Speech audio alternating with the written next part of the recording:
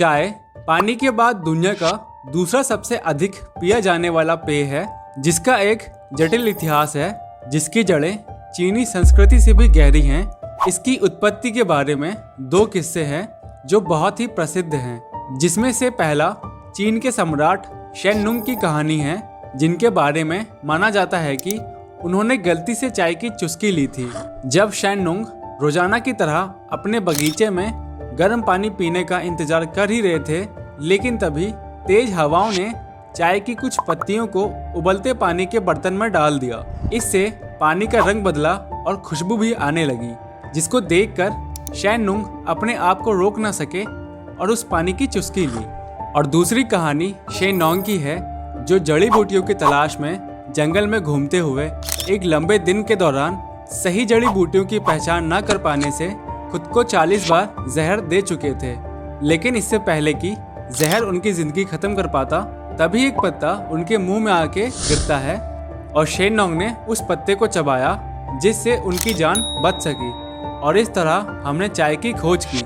वैसे इन कहानियों से चाय के इतिहास के बारे में पूरी तरह से पता नहीं चलता है और वास्तव में चाय जहर का इलाज नहीं करती है। लेकिन शेन और शेन की ये कहानी प्राचीन चीन में चाय के महत्व पर प्रकाश जरूर डालती है।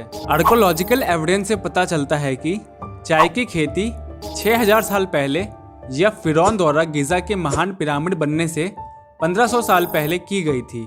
उस वक्त जो चाय के पौधों का इस्तेमाल चाइना में होता था, वह पौधा आज भी उसी प्रकार का है जिसको आज दुनिया भर में उगाया जाता है, जिसे हम कैमेलिया साइनेसियस के नाम से भी जानते हैं। वैसे आपको जान के हैरानी होगी कि इतिहास में चाय के पत्ते का इस्तेमाल पीने में न करके खाने के रूप में सब्जियों या अनाज के साथ पकाया जाता था और 1500 साल पहले चाय के इस्तेमाल में बदलाव देखने को मिला। जब लोगों को एहसास हुआ कि चाय में गर्मी और नमी का मेल है और इस कारण के वजह से लोग अब चाय की पत्तियों को सुखाकर या पाउडर बनाकर गर्म पानी के साथ पीने लगे थे, जिससे उन्हें एक अलग स्वाद का अनुभव हुआ। उन्होंने इसे मुआचा और माचा का नाम दिया। फिर बौद्ध धर्म चाइना में आया और उन्होंने चाय के हेल्थ बेनिफिट्स देखे और वहीं से चाय चीनी दैनिक जीवन का एक हिस्सा बन गई और फिर ये इतनी लोकप्रिय हो गई कि एक विशिष्ट चीनी चाय संस्कृति का उदय हुआ। चाय अब किताब और कविता का विषय थी, बादशाहों का पसंदीदा पेय और बहुत सेरेमनी यानी समारोह का हिस्सा बन गई थी। और फिर 9वीं शताब्दी में एक जापानीज मॉन्क ने जापान के लिए सबसे पहला चाय का पौधा खरीदा और जापानीज लोगों ने चाय से संबंधित यूनिक रिचुअल्स यानी धार्मिक रिवाज बनाए, जिसे जापानीज टी सेरेमनी का नाम दिया गया, क्योंकि जापानीज भी अब चाय के हेल्थ बेनिफिट्स के बारे में जान गए थे। उस समय चीन अभी भी दुनिया के चाय के पौधों पर अपना एकाधिकार रखता था। इसके अलावा चाइना ने चीनी मिट्टी के बर्तन और रेशम के साथ चाय को 3 आवश्यक चीनी निर्यात वस्तुओं में से एक बनाया, जिससे चाइना की इकोनॉमिक कंडीशन के साथ साथ शक्ति भी बढ़ती गई, क्योंकि 16वीं सेंचुरी के शुरुआत में चाय पूरी दुनिया भर में फैल गया था। लेकिन डच चाय से इतने प्रभावित हुए कि उन्होंने चाय को एक्सपोर्ट यानी आयात करने के लिए जावा इंडोनेशिया में टेम्परेरी स्टेशन तक बना दिया, बल्कि उन्होंने ही डेली चाय पीने की हैबिट भी डाली। और बाद में डच से चाय पीने का प्रसार यूरोप, फ्रांस और जर्मनी में हुआ। यह वे समय भी था जब यूरोपीय लोगों ने अपनी चाय में दूध मिलाना शुरू किया था। इससे चाय का स्वाद और भी बढ़ गया था और सारा ब्रिटिश उच्च समाज इस पेय के लिए पागल हो गया था। ये अब कॉफ़ी और हॉट चॉकलेट के साथ पूरे इंग्लैंड के कॉफ़ी हाउस में मिलने लगा था। 1662 में किंग्स चार्ल्स II ने ब्रगेंजा की राजकुमारी कैथरीन से शादी की, जो कि एक पुर्तगाली थी।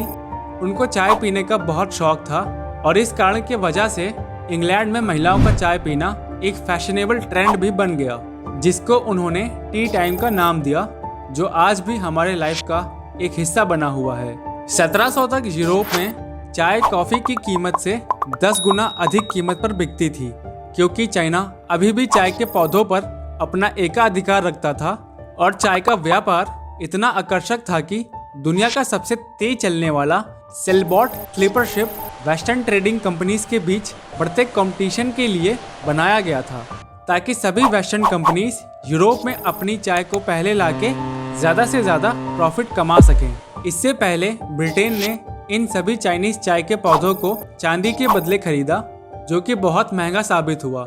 इसके लिए ब्रिटेन ने चाइना को सुझाव दिया कि चाय के बदले अफीम के साथ व्यापार करना सही रहेगा, और चाइना भी इस व्यापार के लिए मान गया। लेकिन इससे चाइना को बहुत बड़ी हेल्थ प्रॉब्लम फेस करनी पड़ी। ऐसा केवल अफीम यानी ओपियम की वजह से हो रहा था, क्योंकि बहुत से लोग इससे एडिक्टेड हो गए थे। फिर 1839 में चाइना के हेल्थ प्रॉब्लम फेस करने के बाद ब्रिटेन के खिलाफ एक चाइनीज ऑफिसर ने अपने लोगों को अफीम के एक बड़े शिपमेंट को नष्ट करने का आदेश दिया, और इस कारण के वजह से दो राष्ट्रों के बीच पहला अफीम युद्ध शुरू हुआ। ये लड़ाई 1842 तक चाइनीज कोस्ट पर चलती रही, और एंड में क्विंग डायनेस्टी को अपनी हार देखनी पड़ी और अपने हांगकांग के बंदरगाह को अंग्रेजों को सौंपना पड़ा। इसके अलावा अंग्रेजों के मनमानी शर्तों पर व्यापार फिर से शुरू भी करना पड़ा। इस युद्ध की वजह से चाइना की इकोनॉमिक कंडीशन 100 साल तक के लिए कमजोर पड़ गई थी। लेकिन बाद के समय में ब्रिटिश गवर्नमेंट ने भारत में एक कंपनी बनाई, जिसको हम ईस्ट इंडिया कंपनी के नाम से भी जानते हैं। ईस्ट इंडिया कंपनी खुद भी चाय उगाने में सक्षम होना चाहती थी और बाजार को अपने कंट्रोल में करना चाहती थी। इसलिए कंपनी ने एक सीक्रेट मिशन बनाया, जिसमें रॉबर्ट फॉर्चून को रखा गया, जिसका मिशन चाइना से चाय का पौधा चुराना था। उन्होंने खुद का भेष बदलकर चीन के पहाड़ी चाय के क्षेत्र के माध्यम से एक खतरनाक यात्रा करने के साथ साथ चाय के पेड़ों की तस्करी भी की, और भारत के दार्जिलिंग चाय के अनुभवी श्रमिकों को वहां से आगे भी फैलाया, जिससे डेली यूज प्रोडक्ट में अब चाय भी आ गई थी। इस वजह से इसका यूज भी बढ़ने लगा। आज चाय पानी की दुनिया में दूसरा सबसे अधिक उपयोग किया जाने वाला पेय है, और दुनिया भर में चाय को तैयार करने की इतनी वैरायटी है जितनी इस दुनिया में कल्चर है। तो क्या इससे पहले आपको ये बात पता थी? कमेंट करके ज़रूर बताएं, और इस वीडियो को देखने के लिए धन्यवाद।